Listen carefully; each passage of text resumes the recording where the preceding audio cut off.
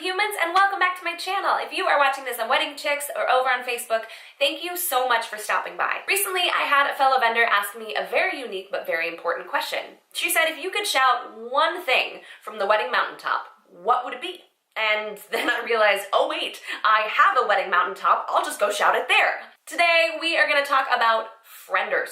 That is friends that you hire to be vendors on your wedding day. Now, let's talk about, first of all, the definition of what a friender is. I've got this handy dandy book. I haven't read all of it yet. This is The Broke-Ass Bride's Wedding Guide by Rowe. And so in the glossary at the back, she defines a friender as a wedding vendor who is also a friend. Not necessarily a professional wedding vendor, but more frequently a friend who is talented in the ways of photography, planning and organizing, or general craftiness, and is willing to offer his or her services on your wedding day and beyond. Friendors are generally compensated with love, traded services, or a little cash. There are a bunch of merits to hiring a friend to be a part of your wedding day. Seriously, there are a lot. I will not knock them. I have seen this go really, really well for several brides. I've also seen it go really, really poorly for several others. But here are the pros for hiring a friender for your wedding day. Oftentimes, it's cheaper than a professional by leaps and bounds. You know them personally, so most likely you can trust their work. It's way more personal than going with a stranger. Even if you can develop a relationship with a vendor throughout the planning process, it will in no way be as close or as real or as fun as your current relationship with your friend. Have you ever heard the saying, I'm blessed to be a blessing? This is like the perfect example of that. If you hire a friender for your wedding day, it brings them joy as well because they get to be a part of it and they get to bring life into a certain area of your event. And it can be way more unique and custom to exactly what you want than going with the run-of-the-mill vendor. So you knew this was coming. You knew that there was going to be some cons on this list. So here are the cons for hiring a friender for your wedding day. There's no contract. There's nothing to sign. There's nothing to hold either one of you accountable, and there's no listed out details of what's expected from both parties on the wedding day. And that is a huge deal. That is the one thing that you can hold a vendor to throughout the entirety of your planning process and on your wedding day. If they break the contract, that's a legally binding document.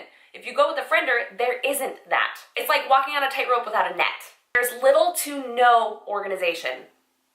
For the most part. Someone has to be the organized one. Someone has to pick up that slack. Believe me, and someone will. Whether that's your friend doing hours of research to learn more about the field that they're stepping into, or it's your maid of honor on your wedding day, or it's your coordinator making up for the fact that they showed up 2 hours late, someone will pick up that slack if there is not enough organization.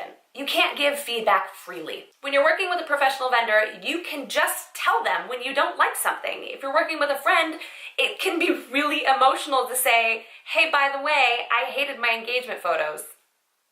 Sorry, can we redo them? No, more likely you're just gonna keep your mouth shut and dread your wedding day and dread the photos you're gonna get back from that because you don't wanna hurt your friend's feelings. Can you give them honest feedback without ruining your friendship? You risk the quality. If you go with a friender, mark my words, you are gambling.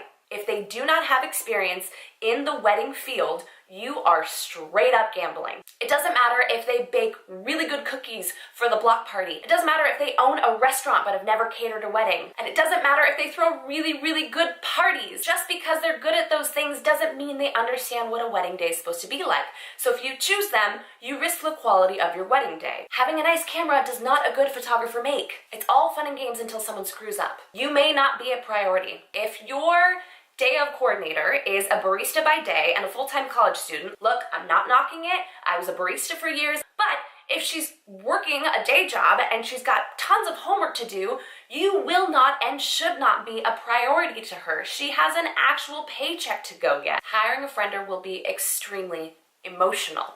So much more so than if you hire a professional. You have to put a lot more time and energy and emotion into making this friendership work than if you went with a professional off the bat. So you may be listening to all this and go, okay, great, thanks Jamie, we appreciate the 10-minute rant, but I'm still not made of money and I can't hire a professional for all of these things, so what do I do now? Here are the best ways to make a friendership work for you. Make a contract. Make one up. Put together a piece of paper with the expectations and have both of you sign it. While it may not be a legally binding document, at least it's a piece of paper for both of you to refer back to and hold each other accountable to ensure that you get the exact service that you're looking for on your wedding day. Be extremely clear about your wants and needs and expectations. If you want them there for 8 hours, you need to tell them the hours that they need to be there. And don't be afraid to put that in writing too. Don't pick the ones with fragile hearts or delicate relationships. Not being able to give constructive criticism or feedback is one of the biggest drawbacks of going with a friender. That basically wipes out the entire opportunity for you to voice your opinion on what you want for your wedding day. Definitely go with a friend who can receive feedback and constructive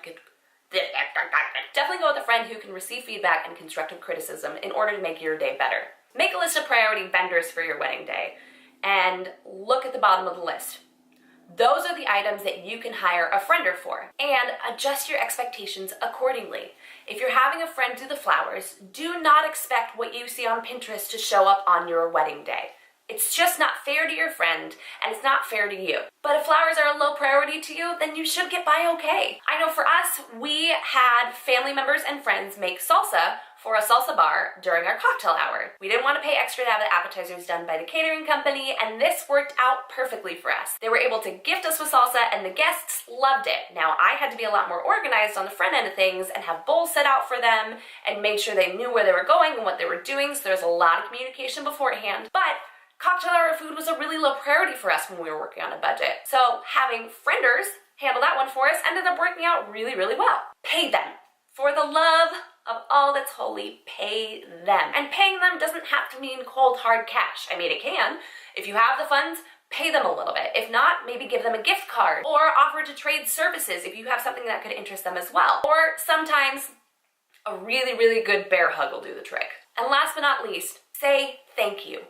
A lot. Let them know that they are an instrumental part of your wedding day and you are so, so grateful for the part that they're gonna play. So how about you? Have you hired a friender or do you have experience with it? If so, leave that in the comments below. So that's all we have for today, folks. Thank you so much for stopping by. As always, a huge shout out to my gal pals over at Wedding Chicks for hosting this video. And until what?